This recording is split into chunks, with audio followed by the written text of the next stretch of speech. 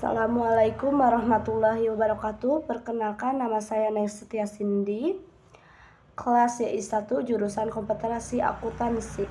Di sini saya akan menjelaskan tentang profesi audit, yaitu apa yang dimaksud dengan profesi audit.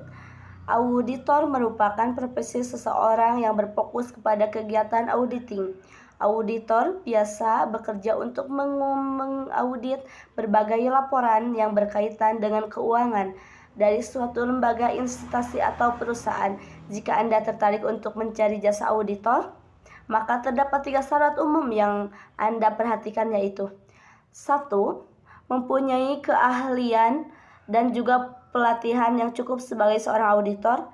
2. Mempunyai independensi dalam setiap mentalnya.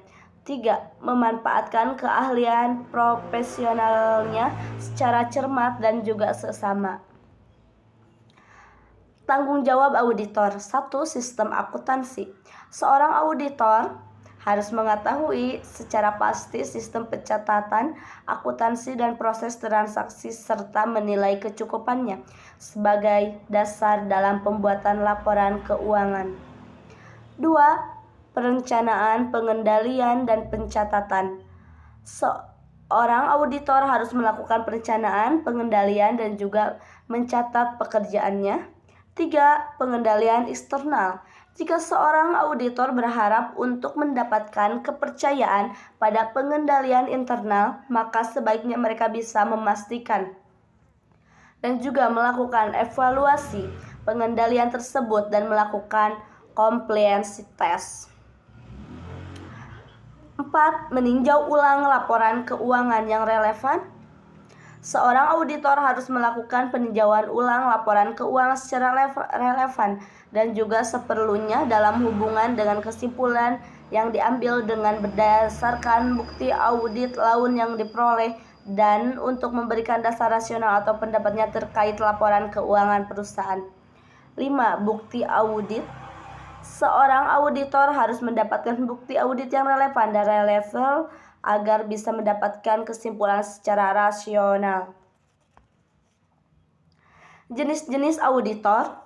1. Auditor independen. Auditor independen adalah seorang anggota kantor akuntan publik yang bekerja secara eksternal untuk memberikan pelayanan pada masyarakat yang memang sedang memerlukan jasa audit. Jenis ini tidak boleh dipenuhi oleh pihak luar ataupun pihak mana saja.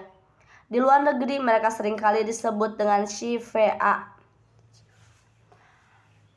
Auditor pemerintah. Auditor pemerintah adalah mereka yang bekerja sebagai auditor pelayanan dan melayani berbagai lembaga ataupun perusahaan yang dimiliki oleh pemerintah atau BUMN.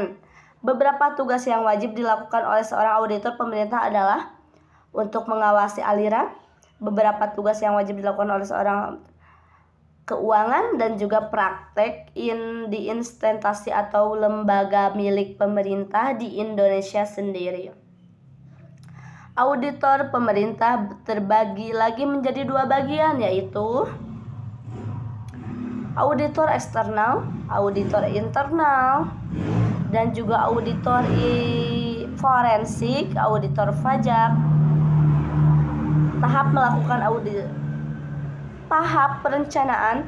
Tahap perencanaan adalah tahap pendahuluan yang harus dilakukan agar auditor mengetahui dengan pasti objek yang akan diperiksa sehingga akan menghasilkan program audit yang bisa dibuat secara sedemikian rupa agar sistem pelaksanaannya bisa berjalan secara efektif dan juga efisien.